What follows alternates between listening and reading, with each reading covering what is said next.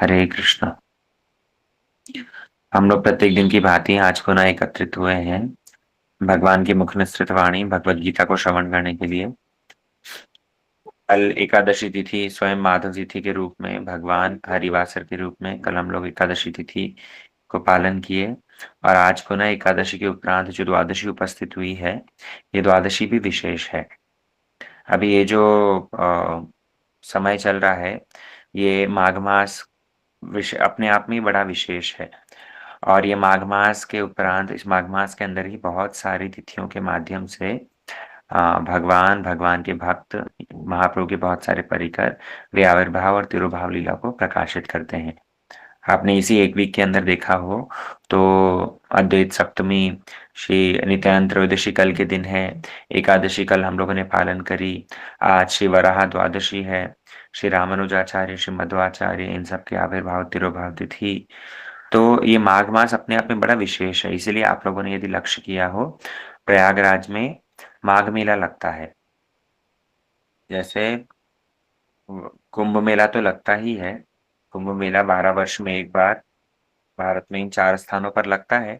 लेकिन हर वर्ष ये प्रयागराज में, जो ये गंगा यमुना सरस्वती का जो मिलन स्थल है, इस प्रयागराज के अंदर हर हर वर्ष भी ये माघ मेला लगता है। ये माघ मास बड़ा विशेष है और भक्त लोग ये माघ मास को बड़े निष्ठा पूर्वक पालन करते हैं।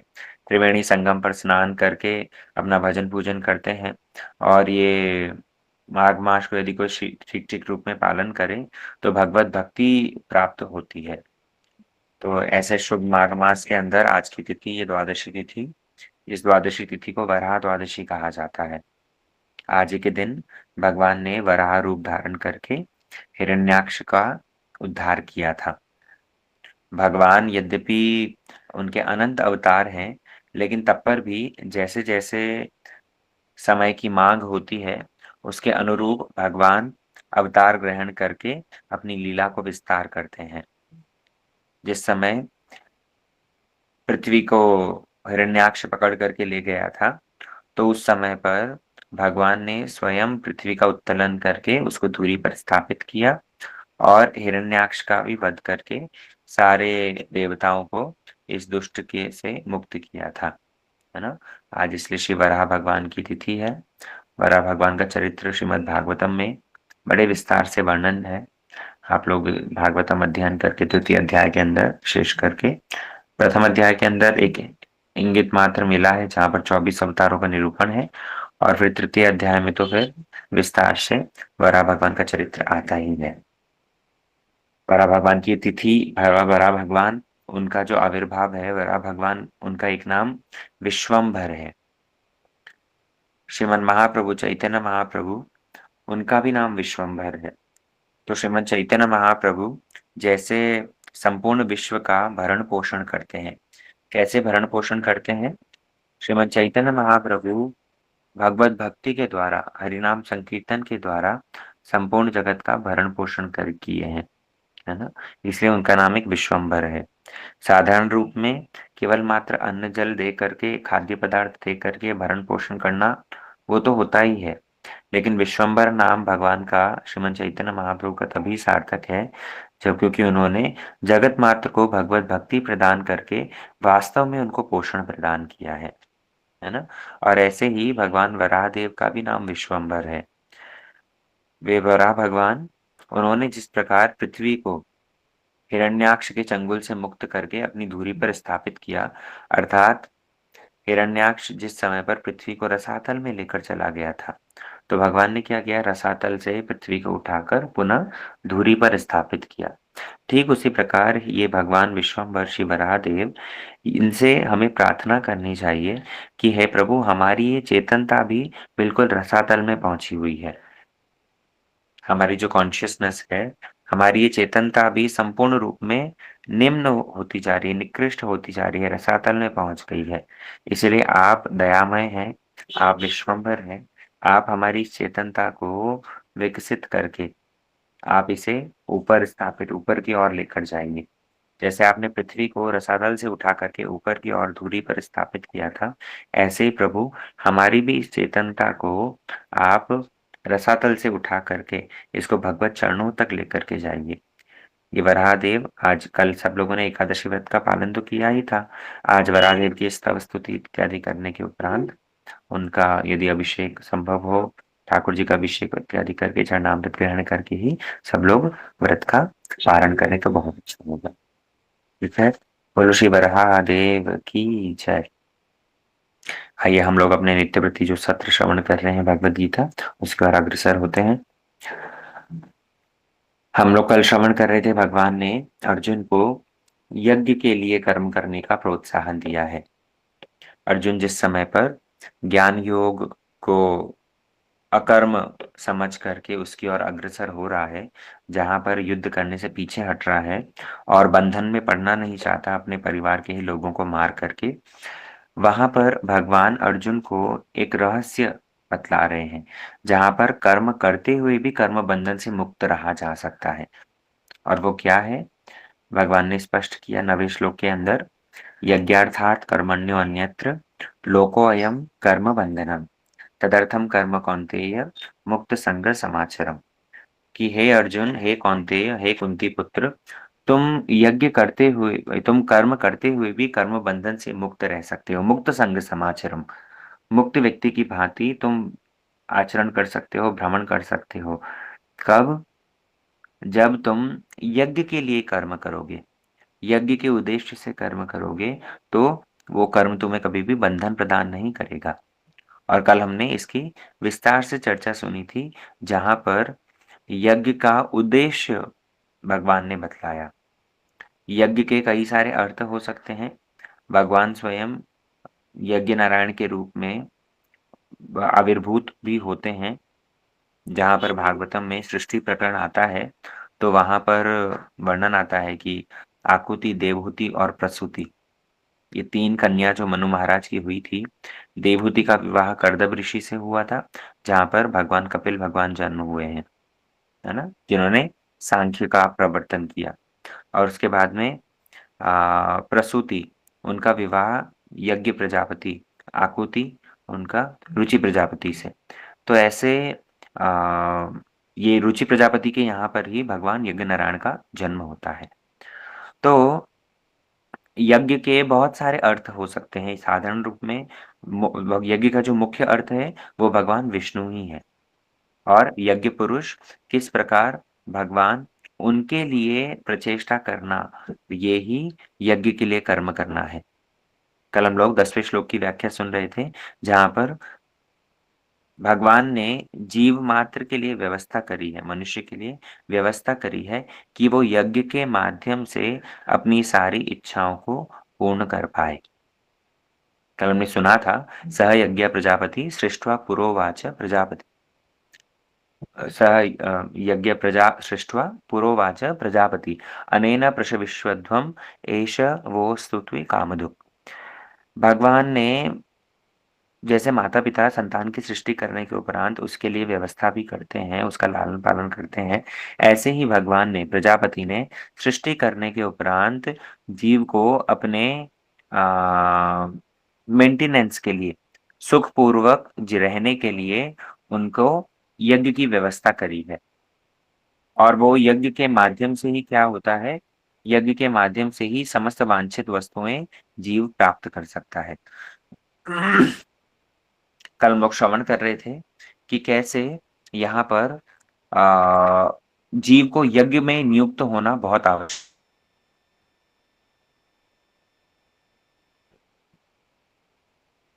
हम मनुष्य यदि यज्ञ करने के लिए नियुक्त ना हो तो उसमें बड़ी असुविधा होगी। क्यों? क्योंकि भगवान ने यज्ञ के माध्यम से ही हमारी सारी इच्छाओं की पूर्ति के लिए व्यवस्था रखी है। और अगर हम यज्ञ नहीं करते हैं तो उससे हम व्यवस्था बिगाड़ रहे हैं। कल हम लोग श्रवण कर रहे थे कि कैसे कलयुग के अंदर संकीर्तन यज्ञ सबसे प्रधान है। यज्ञ का उद्देश्य भगवान की संतुष्टि है, विष्णु की संतुष्टि है। और वर्णाश्रम धर्म का पालन, ये भी अपने आप में एक यज्ञ है, जिसके माध्यम से भगवान संतुष्ट होते हैं। भगवत भक्ति वो सबसे सर्वश्रेष्ठ यज्ञ है।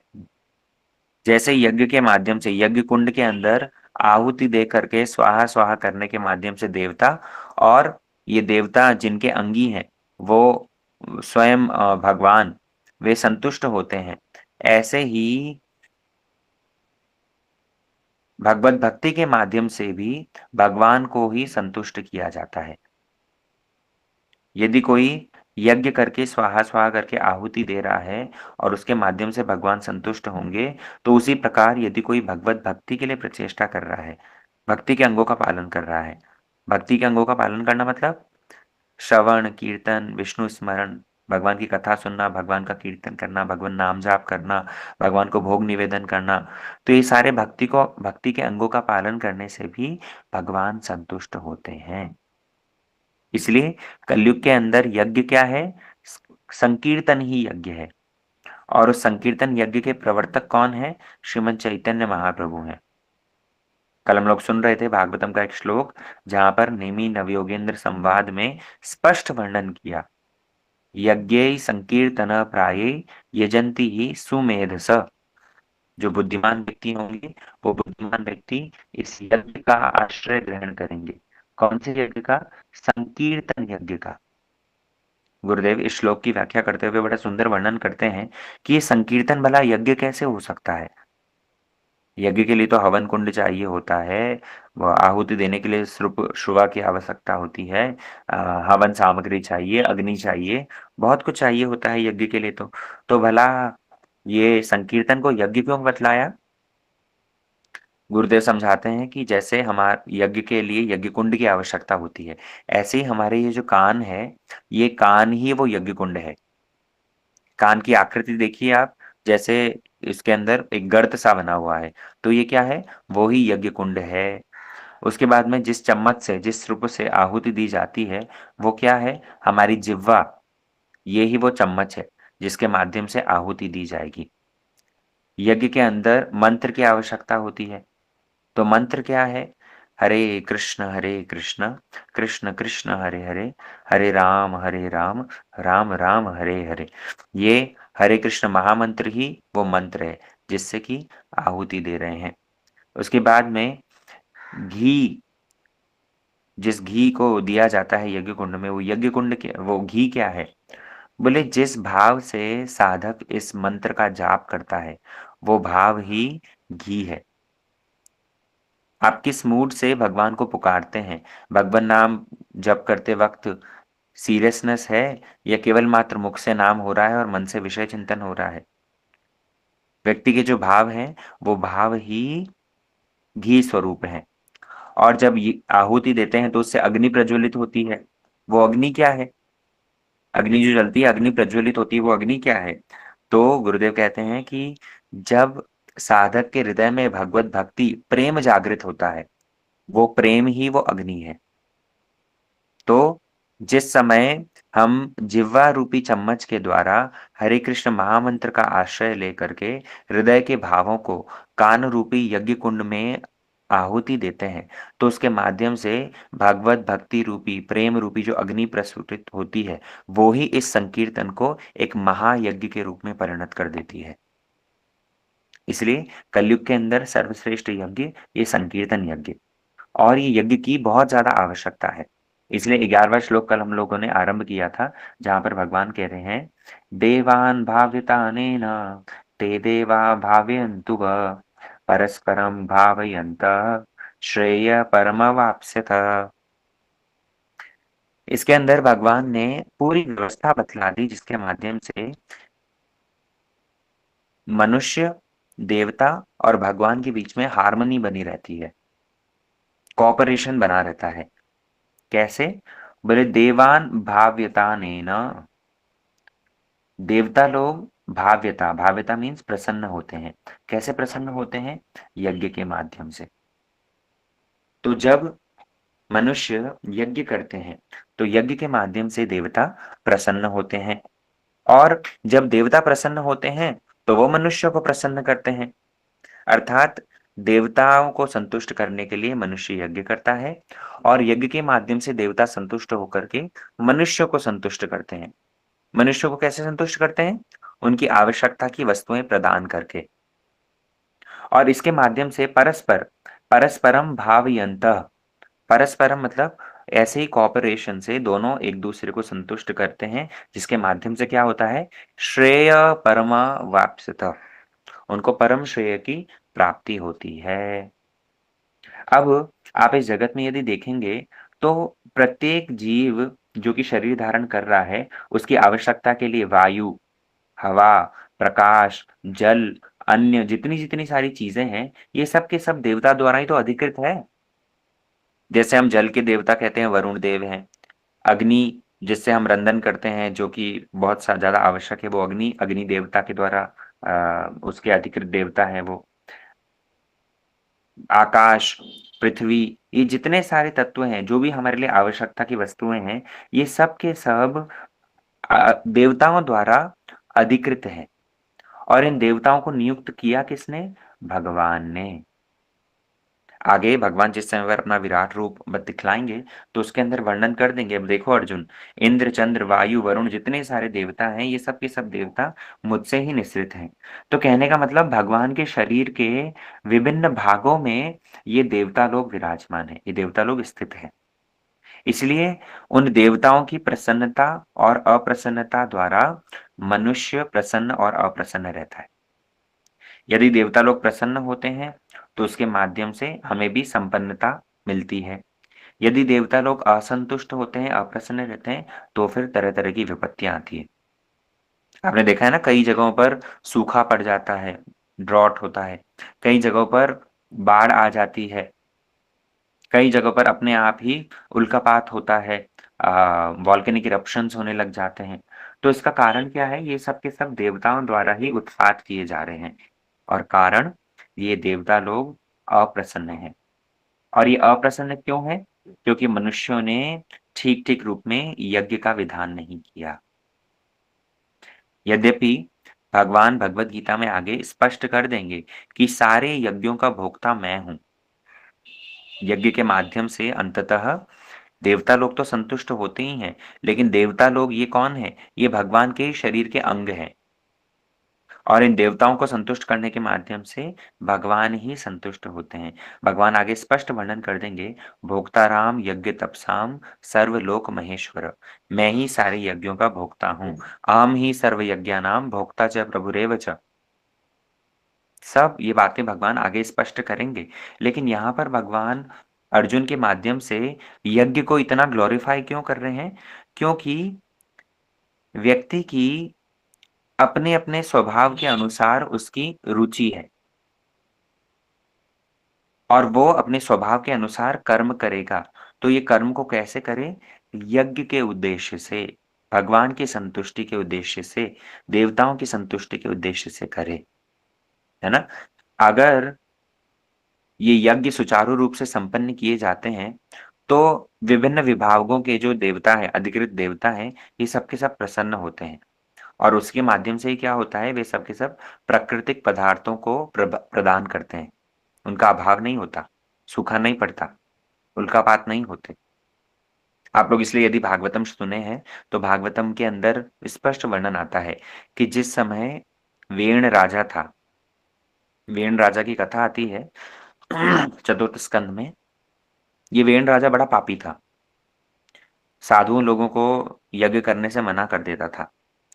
साधुओं को कहता था कि अरे तुम कहाँ किसी परपुरुष की जैसे एक स्त्री अपने पति को छोड़ करके पराये पुरुष को प्रेम करे, वैसे ही तुम भी राजा को छोड़ करके और देवताओं की उपासना करते हो।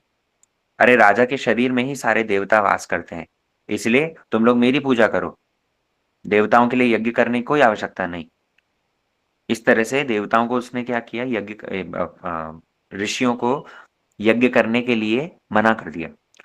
और जब ऋषियों को यज्ञ करने के लिए मना कर दिया, तो उसके माध्यम से सारे के सारे देवता लोग रुष्ट हो गए और उस समय पर पृथ्वी भी अत्यंत रुष्ट हो गई। पृथ्वी ने अन्न शस्य इत्यादि देना सब बंद कर दिया। सब जगह अकाल पड़ गया, खाने को कुछ नहीं था, भुखमरी हो गई। तब उस समय पर पृथु महाराज का जन्म हुआ और पृथु महाराज ने क्या किया, इसी भूमि को अपनी पुत्री के रूप में वरण करके इसको मंथन किया। हम पृथ्वी कहते हैं ना, अर्थ को पृथ्वी कहा जाता है। पृथ्वी क्यों कहा जाता है? ये पृथु महाराज की पुत्री है। पृथु महाराज ने इसको अपनी पुत्री के रूप में वर्ण करके इसका मंथन किया। और जब मंथन किया है, तो मंथन करने के माध्यम से ही पुनः वापस अन्य शस्य सब कुछ प्राप्त हुए। तो ये कहने का मतलब ये है कि अगर व्यक्ति यज्ञ नहीं करता, अगर मनुष्य यज्ञ नहीं करता, यज्ञ मतलब संकीर्तन यज्ञ या देवताओं के लिए अधिकृत यज्ञ या जो कुछ भी शास्त्र में वर्णन है, तो इसके माध्यम से क्या होता है, सारे के सारे देवता रुष्ट होकर के सब प्राकृतिक पदार्थों को हर लेते हैं, उनका अभाव कर देते हैं, प्राकृतिक पदार्थों को प्रदान नहीं करते। इसलिए यज्ञ को संपन्न करने से बहुत लाभ है। यज्ञ को संपन्न करने से ही अंततः भव बंधन से मुक्ति मिलती है। इसलिए शास्त्रों में, वेदों में कहा गया है, आहार शुद्धो सत्व शुद्धि, सत्व शुद्धो ध्रुवा स्मृति, स्मृति लंबे सर्व ग्रंथि नाम विमोक्ष विमोक्षया। यज्ञ के माध्यम से आहार की शुद्धि होती है। जैसे हमने बतलाया, यज्ञ मतलब भगवत भक्ति या संकीर्तन, यज्ञ मतलब देवताओं को यज्ञ के माध्यम से अर्पण करना, आहुति इत्यादि देना। तो इसके माध्यम से क्या होता है, यज्ञ के माध्यम से आहार शुद्ध हो। जैसे भगवत भक्त भगवान को भोग लगाते हैं, तो भोग लगाने के माध्यम से क्या हो गया, वो आहार शुद्ध हो गया। और आहार शुद्ध होने के माध्यम से सत्व शुद्धि। हम कहते हैं ना, जैसा खाओगे अन्न वैसा बनेगा मन। तो हम जैसा अन्न ग्रहण करेंगे, जैसा आहार ग्रहण करेंगे, उसके माध्यम से ही हमारे विचार सृष्टि होंगे। और विचारों के माध्यम से ही जीव एक्ट करेगा। और उसके जैसे एक्शंस होंगे, उन एक्शंस के अनुरूप ही उसका परिणाम होगा और उसकी अंतिम गति होगी।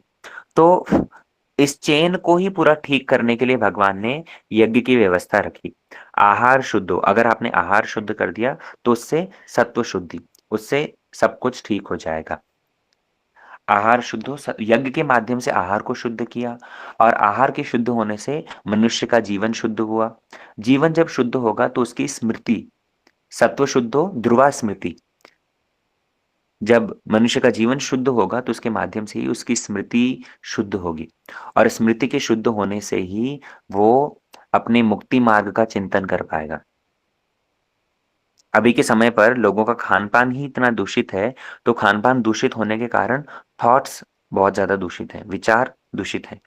और विचार दूषित हैं तो इसलिए हर समय भौतिकता में ही लगा रहता है।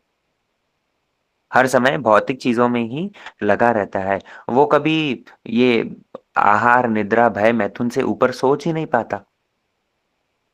इसलिए जिस समय पर उसके आहार शुद्ध होगा, उसकी बुद्धि शुद्ध होगी। बुद्धि शुद्ध होने के माध्यम से उसकी स्मृति के अंदर हायर कॉन्शसनेस की ओर अग्रसर करने की वृत्ति आएगी। और अभी के समय पर ये कृष्ण भावनामृत का जो प्रोसेस है, ये सर्वाधिक आवश्यक है, ये बहुत ज़रूरी है। क्योंकि लोग ये यज्ञ से दूर होकर के, देवताओं की उपासना से दूर होकर के, और देवताओं के भी मूल भगवान विष्णु, उनकी उपासना से दूर होकर के केवल मात्र भौतिकता में लगे हुए हैं। साइंटिफिक युग आया है, तो साइंटिफिक युग आने के माध्यम से ये सब लोगों ने साइंटिस्ट को ही एक प्रीस्ट मान लिया। साइंटिस्ट लोग कहते हैं कि हाँ, ये एक्सेप्टेबल है, तो उसको स्वीकार करते हैं, या अनएक्सेप्टेबल है तो उसको अस्वीकार कर देते हैं। वास्तव में साइंस का यूज होना चाहिए भगवान को ग्लोरीफाई करने के लिए। विज्ञान का हमें व्यवहार करना चाहिए भगवान को ग्लोरीफाई करने के लिए, ना कि भगवान और शास्त्रों से दूर चले जाने के लिए। लेकिन अभी के समय पर ऐसा ही हो रहा है। नास्तिक लोगों ने विज्ञान का सहारा लेकर के केवल मात्र नास्तिकता फैला रहे हैं। मतलब अगर आप भगवान को मानते हो तो आप अनसाइंटिफिक हो, और अगर आप विज्ञान को मानते हो तो आप धार्मिक नहीं हो। आपको यदि स्मरण हो, हमारे भारत के अब्दुल कलाम आजाद, ये तो बड़े डंके की चोट पर कहते थे कि हमने, साइंटिस्ट थे, कोई मूर्ख तो थे नहीं, साइंटिस्ट होते हुए भी बड़े डंके की चोट पर कहते थे कि हमने जो सब मिसाइल्स डेवलप करी है, वो हमने महाभारत से वो ज्ञान लेकर के ये सारी मिसाइल्स डेवलप करी हैं। वे कभी भी पश्चात पद नहीं हुए इसके अंदर कहने में, शास्त्रों को उल्लेख करने में। और आज के तथाकथित साइंटिस्ट वो लोग क्या करते हैं, विज्ञान का सहारा लेकर के भगवान को ही, उनकी सत्ता को ही नकार देते हैं, नास्तिकता का प्रचार करते हैं। इसलिए हमें बड़ा बुद्धिमान होकर के भगवान द्वारा बनाई हुई इस व्यवस्था को समझना होगा। भगवान ने यज्ञ की जो व्यवस्था रखी है, उसके माध्यम से हमारा कैसे नेचर के साथ में, कैसे देवताओं के साथ में, कैसे भगवान के साथ में कोऑपरेशन होगा, कैसे उनके साथ में मेल-जोल होगा, कैसे उनके साथ में ट्यूनिंग होगी, वो भगवान ने बतलाया है। इसलिए व्यक्ति के लिए आवश्यक है कि यज्ञ के अंदर इन्वॉल्व हो। और सर्वश्रेष्ठ यज्ञ कलयुग का ये संकीर्तन यज्ञ, ये भगवान नाम का यज्ञ, है ना? तो भगवान इसी बात को स्पष्ट कर रहे हैं। आगे आने वाले कई सारे श्लोकों में भगवान ये यज्ञ शब्द का प्रयोग करेंगे, यज्ञ को ग्लोरीफाई करेंगे। तो यज्ञ का लिटरल मीनिंग यदि लो, तो यज्ञ कुंड बना करके आहुति दे करके देवताओं को संतुष्ट करने का जो विधान है, वो यज्ञ भी करना आवश्यक है। और उन सबसे श्रेष्ठ जो संकीर्तन यज्ञ है, संकीर्तन यज्ञ करना श्रेयस्कर है। और यज्ञ के माध्यम से क्योंकि भगवान की ही संतुष्टि होती है, तो भगवत भक्ति करके जो यज्ञ प्राप्त हो रहा है, उसको करना भी आवश्यक है ना? तो आज की कथा का सार इसी को ही समझो कि भगवान ने जो यज्ञ की व्यवस्था करी, क्योंकि अब से पहले देखो, कंफ्यूज नहीं होना। भगवान ने अब से पहले 9वें श्लोक तक अर्जुन को कर्म योग का उपदेश दे दिया है ना? कर्म अर्जुन तुम कर्म योग का आश्रय लो। लेकिन यदि अर्जुन कहे कि मैं तो इस कर्म योग के लिए लायक नहीं हूं, तो ऐसे में भगवान क्या कर रहे हैं, 10वें श्लोक से भगवान ये कर्म कांड के बारे में वर्णन करना आरंभ कर दे रहे हैं। कर्म कांड मतलब जो शास्त्र में विधि विधान रखा है नैतिक कर्म करने का, तो वो सब के सब कर्म करने के लिए भगवान यहाँ पर उपदेश प्रदान कर रहे हैं। इसलिए आगे कई सारे श्लोकों में भगवान ये यज्ञ की व्याख्या करेंगे। लेकिन भगवान तो कर्मकांड के उद्देश्य से बोल रहे हैं, हमारे गुरु वर्ग क्योंकि वो उनकी टीका के माध्यम से वो हर चीज को भगवत भक्ति से ही रिलेट करते हैं, इसलिए हम दोनों व्याख्या पैरेलली समझ रहे हैं। आप इससे कंफ्यूज नहीं होना। भगवान ने यहाँ पर जो देवताओं की संतुष्टि की बात कही है कि कैसे देवता संतुष्ट होते हैं यज्ञ से, और फिर वो यज्ञ करने वाले यजमान को संतुष्ट करते हैं। और ऐसे परस्पर एक दूसरे को संतुष्ट करने से ही व्यक्ति परम श्रेय को प्राप्त करता है। और वो परम श्रेय को कैसे प्राप्त करता है, हमने बतला दिया। आहार शुद्धो सत्व शुद्धि, सत्व शुद्धो ध्रुवा स्मृति, स्मृति लंबे सर्व ग्रंथिनाम विप्रमोक्षय। ठीक है, आज के सत्र को यहीं विश्राम देते हैं। कल फिर हम लोग 12वें श्लोक की व्याख्या और आगे भगवान कैसे यज्ञ का विधान बतला रहे हैं उसको समझेंगे। ठीक है, गौर प्रेमानंदे हरि हरि बोल।